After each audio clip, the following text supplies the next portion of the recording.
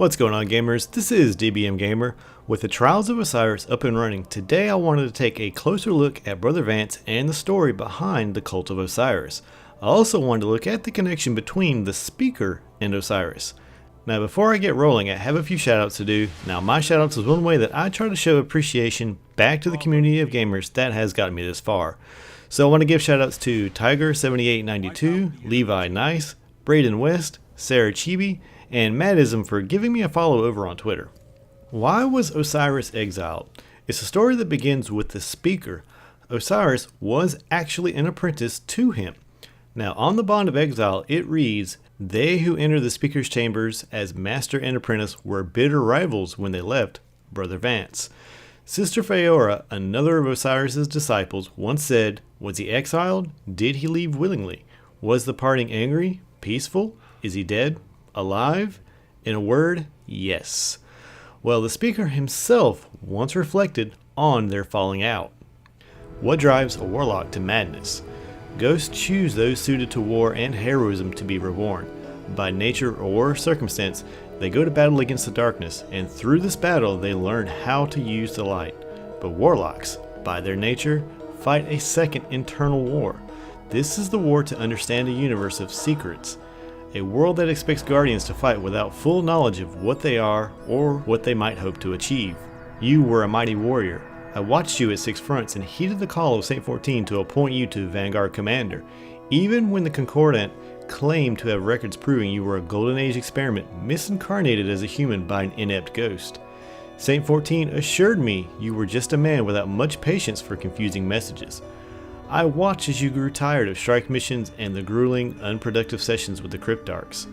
That was when I took you under my wing. I saw a future in you. I saw our future in you. But your curiosity was voracious. How much of a Guardian's personality and memories were true? How much had been fabricated by their ghost? Did Guardians share particular personality traits, a willingness to yield to authority, a tendency to do anything anyone asked for the promise of uncertain reward? A blind knight-errant mentality? Had the Traveler manufactured all of you as living weapons? I admit, I found your questions divisive and disloyal, and I feared you might be capable of breaking our unity when the city's position had grown so tenuous. Why divert attention away from the Traveler, our only hope? And then it got worse, dabbling in Thanatonautics, Amkara lore, chasing after Zur and the tricks of the Nine. Launching expeditions into the reef and beyond at a time when ships were irreplaceable. Your quest split Guardians along ideological lines. This was your greatest crime. Hunters choose to pursue your visions instead of protecting refugees. Titans assembled teams to chase the legendary Vault of Glass instead of striking the fallen. And warlocks turned away from the study of the Traveler in favor of your ultimate obsession, learning the exact nature of the darkness. When debate became argument and argument became acrimony, I realized that you had already become a cult of personality, attracting Guardians who wanted a clear idea of why they were fighting, what they faced, and how they would ultimately win. I don't know where you have gone, but I can no longer send ghosts out to find you. Some come back with tales of your death or how you went seeking answers from the far reaches of space and time, that you found a way to explore the Vex Gate networks, that you've made a breakthrough after breakthrough as to their origins, theories that a Guardian could not simulate, that the Traveler might be onto a former or god incubator, and that the Vex had diverged into multiple groups in order to secure an end state for every possible configuration of reality. I fear you have become as obsessed with the Vex as Tolan was with the Hive. I've heard your own insane prophecies about the Pits and Dead Hive Kings and of Crota, which now I cannot deny.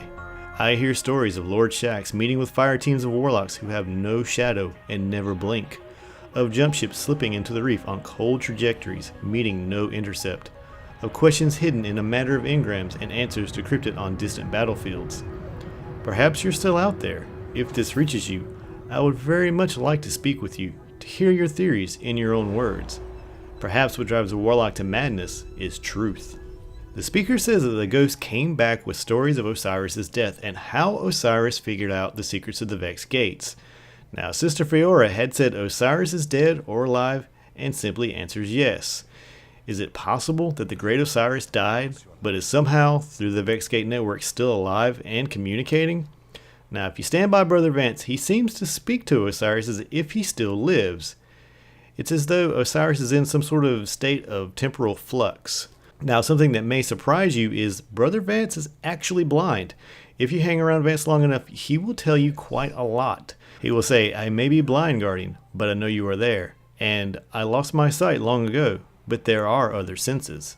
The interesting thing about this is why he is blind. In the Cult of Osiris, there are two important documents: the Parables of the Offspring and the Fractal Scrolls. The parables themselves are short stories meant to teach moral and spiritual lessons. One thing mentioned in the parables is on the sniper rifle, the Eye of Soul, which means the eye of the sun. The sun took my sight, so the sun became my eyes. Brother Vance has all the candles around him for a reason. They help him concentrate. Now, this may be related to the time that they spent on exile on Mercury. Yes, I said they. When Osiris was exiled, he didn't seem to go alone. Now, in the Fractal Scrolls, it says many followed him when he left, if not with their feet, then with their hearts. Osiris took his disciples to Mercury. Now, Brother Vance will tell you none of them were ready for Mercury. Now, what the Vex did to the planet left lasting changes. Legends say that Mercury was once a garden world. Now its surface, baked in the sun's glare, is honeycombed with forgotten Vex structures. Executor Hideo himself went there. This was what he reported. There was no one there when we arrived. We approached peacefully and kept our weapons holstered. The sights we saw, Executor. Mercury is a beautiful place and forbidding. On descent, we mapped sprawling patterns of Vex light, an entire metropolis of unknown purpose. The spires strobe lights with lightning. A mist of burnt rock or some other effluvia blows across the landscape, cut into circuits the size of cities. There is an atmosphere, as in all post-traveler records. The Vex have not disposed of it. Now, from the surface, the sun is too large and too dim. Perhaps it's the influence of the Vex constructs distorting the image. Perhaps Mercury is in many places at once. We stood for some time staring into the solar flyer. I hold myself responsible for the delay. The site we were invited to is clearly a Cult of Osiris camp. We found stores of glimmer, equipment, and books. A grounded ship of conventional design rests unguarded. The architecture is clearly self-evidently Vex, but it has been ornamented extensively with fabrics and ritual objects of an unknown province. I became convinced during the inspection that we were being watched. We ordered our ghosts to stay close. One of my fire team suggested we search for connections to the Trinary Star cultists, but if they exist, we couldn't see them. We inspected the carvings and trinkets left by the Osiris cultists. All of us began to depart from ordinary experiences. My exo teammate described the sense that she was buried beneath an enormous operating mass, locked up in a tiny crevice at the bottom of a labyrinth or mechanism. My awoken teammate felt an ongoing sense of deja vu. Her actions were precessed by an infinite echo, in anticipation of all of her choices. She became volatile and erratic. She insisted that we were surrounded. I remember a low ringing sound and a sense of numb filth like gravel rubbed into a wound. I experienced a sense of imminence, as if I was bleeding into the world around me. It was uncomfortable and profoundly alienating. I perceived all of my actions as determined and inevitable.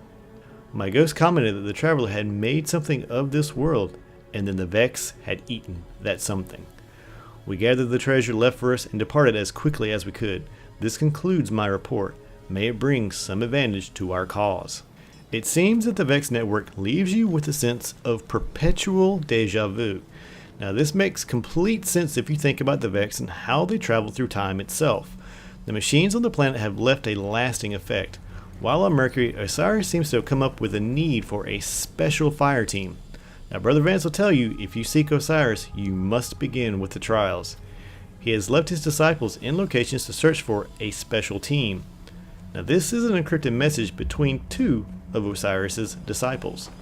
My brother, despite all of Shax's work in the Crucible, we must accept that the tower may never be ready to accept the trials. But as many guardians flock to the reef, we are suddenly presented with not one opportunity, but two. Go to the reef, tell guardians your story, give passage to any guardian that requests it. If the tower learns of this, do not fear. If they know of the trials, they will not suspect your other motive for dwelling so close between the margins between light and dark. Your sister, Feora. Now, more of Vance's dialogue is, "Why do you make me deal with this Shax, Master? Is it a test?" He will even ask you, "Are you the one who faced Crota?" Osiris is not only looking for a good fire team, but one that has entered a hive realm and returned victorious. The Cult of Osiris wants something. Now, whatever it is, it might be obtained through violence. The trials are a competition built to identify guardians who never lose. Unlike solitary Toland, Osiris left a network of acolytes and admirers who carry on his work. The cult invites only select guardians to their tournament, and only in teams of 3. The cult wants effortless teamwork, inexorable momentum, and something else, consistency perhaps, or luck, or fate. Any fire team that loses 3 matches is ejected from the tournament. Now, Brother Vance also raises 2 questions. The first question he asks you is, what does he say about the 9? Now, I've always thought that the speaker wanted the 9 to help, that the 9 were some kind of major power on the edge of the solar system. Well, on several pieces of the Trials gear it states, "Don't you find it strange that the one called the speaker rarely has anything useful to say?" Sayings of the disciples. It is odd that the speaker, with his vast knowledge of the traveler, seems to be nothing more than a spiritual leader rather than a practical one. The second question Vance asks is this: ask yourself, what would you do if the speaker was proven a charlatan?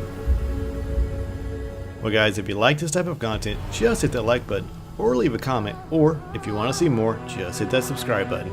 But as always guys, have a good one.